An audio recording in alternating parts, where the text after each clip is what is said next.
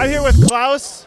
He's the winner of the hackathon with the company SnowShoe. Tell me a little bit what's going on.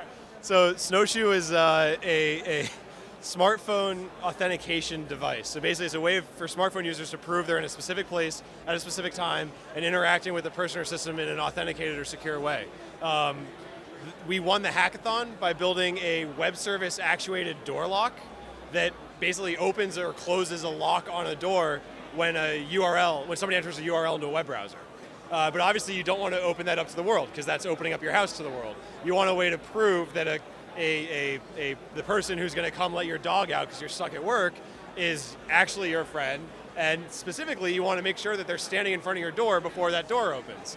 So we make this little block of aluminum that mounts on the outside of the door when that locks on the inside of the door. They stamp this on the screen of their phone. The phone detects the specific location of these 5 points, which are unique to every block, and it proves, it basically submits those to a web service and proves that your friend is now standing in front of your door and wants to get in, and then the cloud-based services can prove the identity in his SDK and all that kind of stuff. So basically it's a very simple, very intuitive way to prove that a smartphone user is in a specific place at a specific time and interacting with the person or service in an authenticated way. You know, when you guys were doing the hackathon presentation, you guys mentioned that this is perfect for Airbnb. Yeah. Yeah. So hey Matt, hand me the door. The door. Sorry. No worries. So this is the door lock, right? That we built, and it actually slips over a regular deadbolt with no modification. It's got a 3D printed little bit that fits right over that deadbolt. And so you could literally install this in 20 seconds onto a door, maybe 2 screws or Velcro or something like that. And all of a sudden you have a door lock that opens and closes when you hit a URL. Yeah. But the key is then you have to install this on the other side of the door. Again, 10 seconds, Velcro, whatever. And that would then prove that the person that you're giving access to your space is actually there, and you can then use all the web-based stuff to prove their identity. This is such a super cool service. Being the winners of the hackathon, I'm sure you guys gotten a lot of attention from here. Have you had a lot of VCs coming by and checking you guys out? Yeah, we actually had 2 of them hand us their cards before we got off the stage. That's super cool. Which is really interesting for us because we're from Madison, Wisconsin, and there's not a lot of venture capital in the Midwest.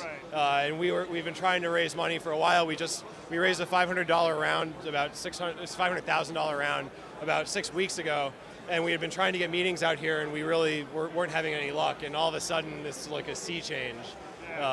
It's amazing what being on stage at TechCrunch will do for you. Absolutely. Now, you were mentioning something about cloud services. Yeah. Do you use like an Amazon or a Google App Engine service? No, so this would be really it could be anything the cloud's this amorphic thing, right? Basically what we're saying is the web knows your identity. Facebook knows your identity better than anybody else. So anyone who can build an app that knows your Facebook identity, and your Facebook identity is proven by your phone, right? You have access to your Facebook profile on your phone. So anyone who's running that app knows that your phone is yours. The question is, how do they know that you're standing in front of the door? Think about a hotel where GPS can't differentiate between room 1028 and 1029, right? You need a physical way to show the person's there. NFC is great, but it only works on 10% of phones. You know, QR codes are great, but only 10% of the people in the world are willing to scan them because it's not really intuitive. The stamp is something that anyone who has ever used a rubber stamp with ink on it intuitively and immediately knows how to use. They get what's going on, they're not intimidated by it, and it's really kind of fun and satisfying. And that's where we think there's a big opportunity to just have that as an authentication platform for any kind of app that needs to know that somebody's in a specific place and at a specific time and interacting with that person or system in an authorized way. Absolutely. Klaus, man, congratulations on everything. I'm Thank you. super impressed. I wish you the best of luck at TechCrunch. Awesome. Man. Thanks.